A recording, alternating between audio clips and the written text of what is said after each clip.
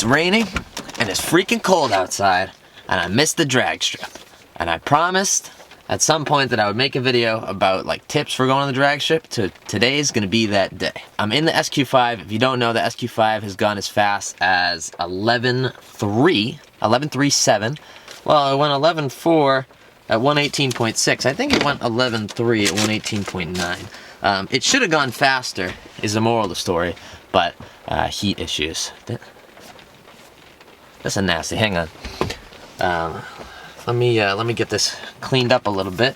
Coincidentally, or not so coincidentally, because this is a brand integration, I'm using some Meguiar's Citrus Power Cleaner Plus to clean up this nasty part of the dash. If you have an S4 or an SQ5 or whatever, you know how gross it gets right here under the MMI.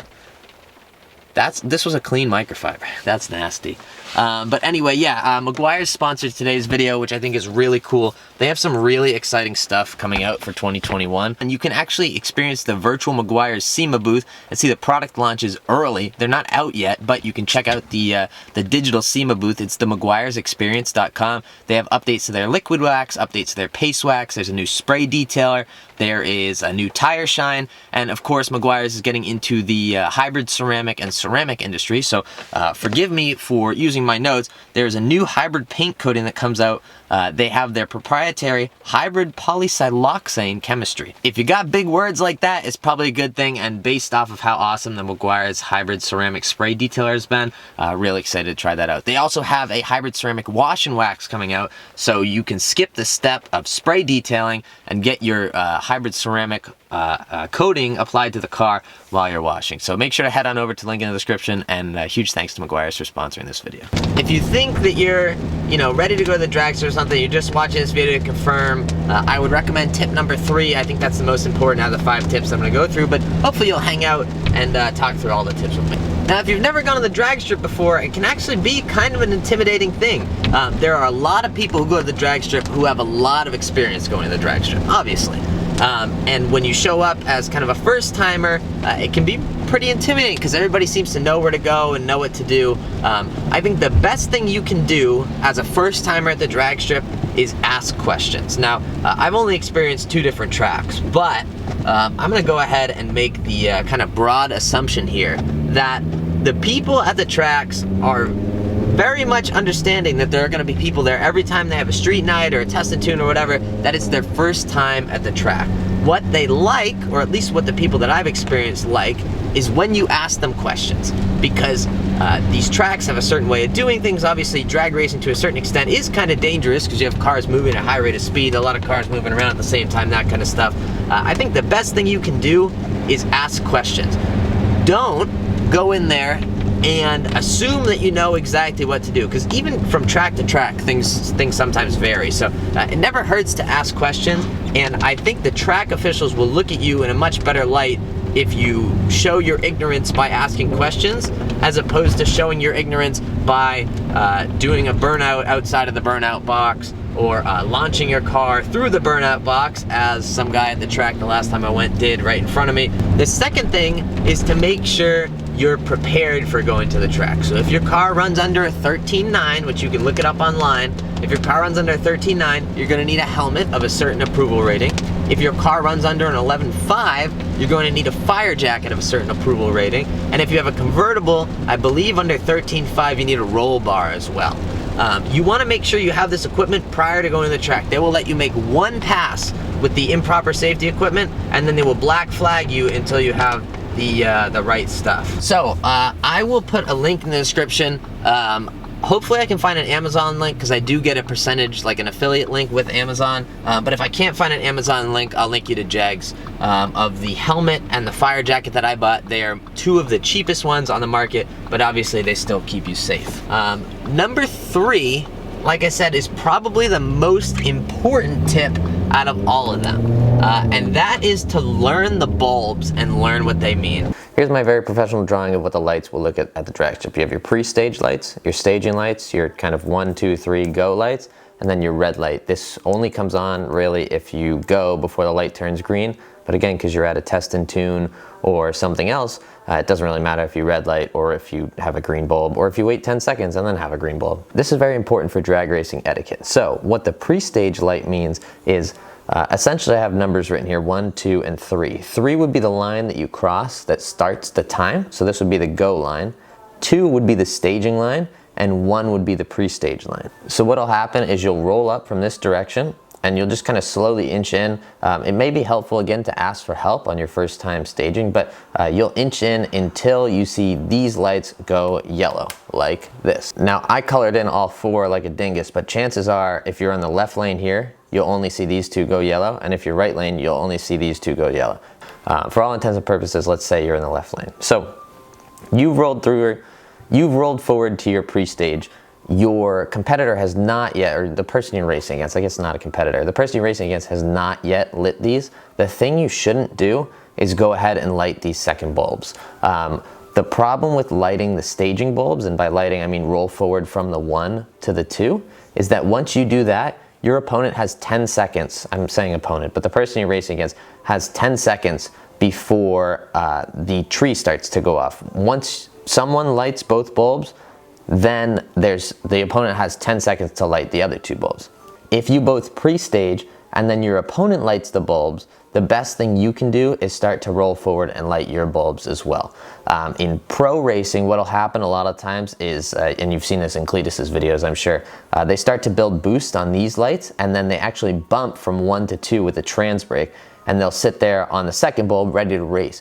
If you wait, 8 seconds before you stage in, it's called burning the competitor down, and essentially they're sitting there on their 2-step waiting for you to stage. It's kind of a bad thing. Bracket racing, I guess, if you want to use like a nasty tactic, but like it's considered kind of a dirty move. Once your opponent lights both bulbs, you want to bump into that second bulb quickly.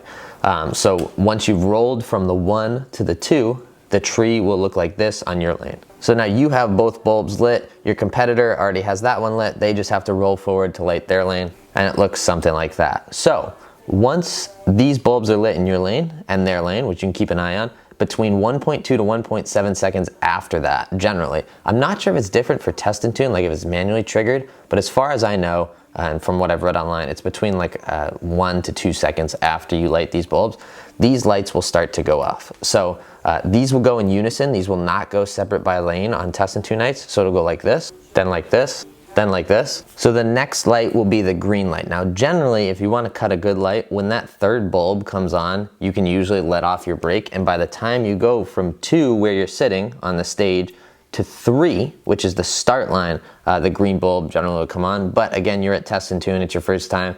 I would honestly just wait until you see this green bulb come on. So very professional, let's fill it in here. Green will go for both lanes, and then you can go ahead and let off the brake. You'll pass the 3 and you'll roll all the way out to the lights. I'll show you an example of what staging and then the 3 bulbs going off and then leaving looks like now. Let's see what happens.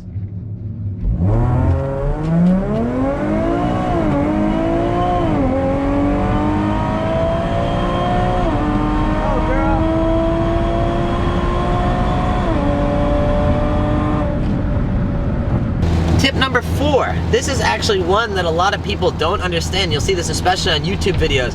At test and tune and at street nights, the timing of when you leave from the green light does not matter. It'll get recorded as a reaction time, but your reaction time does not get put into your overall time. So even if I sat at the line for 5 seconds after the light went green and ran my 11.3 pass, it wouldn't have magically turned into a 16.3 pass. It still would have been 11.3. This is important because especially your first time at the drag strip, and especially if you're in a manual car, chances are you're a little bit nervous. So you want to make sure you get that launch right, and you don't have to worry about cutting the perfect light right off the rip. So make sure you understand that the timing doesn't matter. Take your time to launch the car, take that extra second or 2, especially if you're against a loud car or a fast car. It's nice to take your time, let them take off, and then go ahead and make your pass. The timing does not matter when you're at a street night or a test and tune. This last tip is to know when the timing ends. If you guys saw the 1320 video video of the guy in the Taycan who shows up to the track and keeps flooring it like a half mile, you don't want to be doing that. You're going to look like an idiot and you're probably going to get yelled at by the track. So you want to know that those boards that you're racing to are essentially where the timing beam ends. You want to stay in the throttle maybe 50 to 100 feet past the board to make sure you're not letting off early, because every track varies.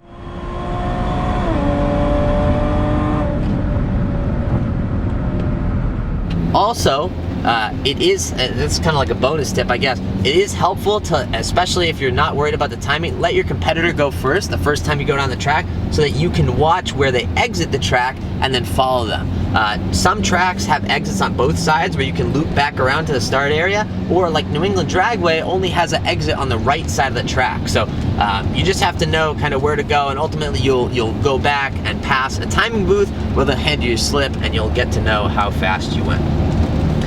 If you've never been to the drag strip, it is a very, very fun, very inexpensive way to run your car legally, have some fun. It's kind of addicting, just as like a warning, but it's something that I really enjoy. It's even more fun when you get a couple of friends to go with you and you can have some friendly races with your friend. Anyway, I hope you guys enjoyed this video. If you have any tips for beginners that I did not cover, maybe something about tire pressure or whatever, or more advanced stuff, or if you want me to make a more advanced video on drag strip stuff, let me know in the comments. As always, I really appreciate you guys watching. Thank you so much. Go out there and spread some positivity, and I will catch you guys in the next freaking video, baby. I'm off the highway now, otherwise I do a pull. Sorry.